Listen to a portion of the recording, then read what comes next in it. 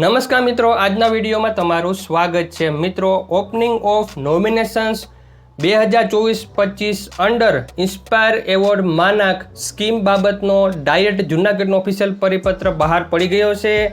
શું છે આ પરિપત્ર, કઈ રીતે તમે ઇન્સ્પાયર એવોર્ડ માનાકને યુઝ કરી શકશો, કઈ રીતે એન્ટ્રી કરી શકશો, કઈ એપ્લિકેશન થ્રુ એન્ટ્રી કરી શકશો, તમામ માહિતી આજના વિડીયોમાં જોવાની છે। તો વિડીયો પૂરો જોજો જેથી કરીને તમને પૂરી માહિતી મળી જશે। તો ચાલો આજનો વિડીયો શરૂ કરીએ। પહેલાં તો આપણે સમજીએ ઇન્સ્પાયર એવોર્ડ શું છે અને કોણે શરૂ કર્યો। આની શરૂઆત ડિપાર્ટમેન્ટ ઓફ સાયન્સ અને ટેકનોલોજી તથા India and national innovation foundation દ્વારા વર્ષ 2009-10માં આ ઇન્સ્પાયર એવોર્ડની શરૂઆત કરો। નમસ્કાર મિત્રો, આજના વિડીયોમાં તમારું સ્વાગત છે। ઇન્સ્પાયર એવોર્ડ માનાક 2023ની એન્ટ્રી અત્યારે ચાલુ જ છે ઓનલાઈન।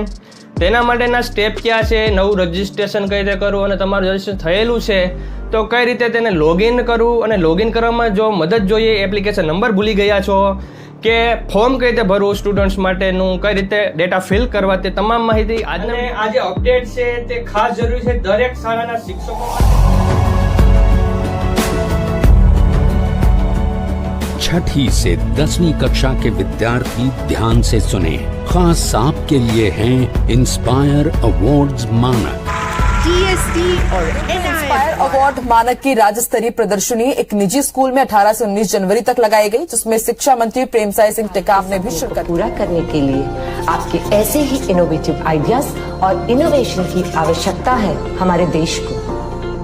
मेरे पास है इस समस्या का समाधान और मैं भाग ले रही हूँ इंस्पायर अवार्ड मानक प्रतियोगिता में। નવી શોધ દ્વારા સમાજમાં પ્રશ્નોનું નિરાકરણ લાવવામાં ખૂબ મોટો ઉપયોગ થઈ શકે।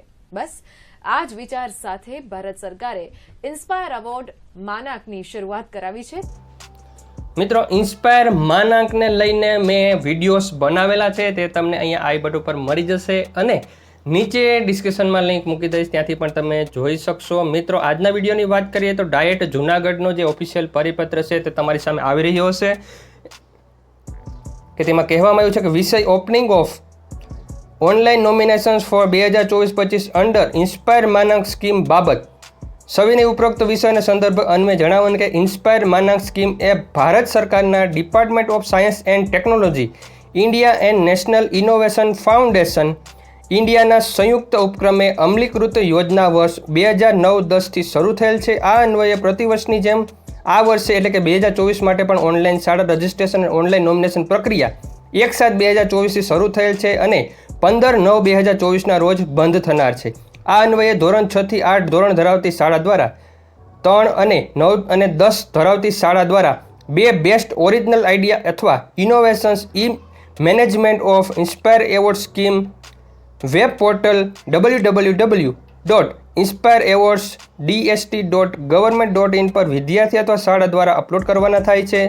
આ યોજના અન્વયે જે વિદ્યાર્થીના ઓરિજિનલ આઈડિયાઝ કે ઇનોવેશન્સ પસંદ થાય છે તે વિદ્યાર્થીના ખાતામાં 10,000 રૂપિયા એવોર્ડ રકમ તરીકે જમા થાય છે અને આ સંદર્ભે ઇનોવેશન ફાઉન્ડેશન ઇન્ડિયા દ્વારા નોમિનેશન પ્રક્રિયા માટે મોબાઈલ એપ ઇન્સ્પાયર માનાક એપ તૈયાર કરવામાં આવેલ છે, જેને ગૂગલ પ્લે સ્ટોરથી ડાઉનલોડ કરી શકાશે, જેની લિંક નીચે મુજબ છે। તો આ અંગે જીસીઆરટી દ્વારા અગાઉ પ્રસિદ્ધ કરવામાં આવેલ જૂન 2023ના માસિક અંકમાં શાળા રજિસ્ટ્રેશન અને ઓનલાઈન નોમિનેશન પ્રક્રિયા અંગેની વિગતો આપવામાં આવેલ છે, જેમાં QR કોડમાં પ્રક્રિયા અંગેનો વિડીયો પણ આપેલ છે જે આપણે મદદરૂપ થશે। આ ઉપરાંત ડાયટ જૂનાગઢની વેબસાઇટ www.dietjunagadh.in ના એનાઉન્સમેન્ટ ટેબમાં ઇન્સ્પાયર એવોર્ડ માનક ગાઈડલાઇન ગુજરાતીમાં મૂકેલ છે।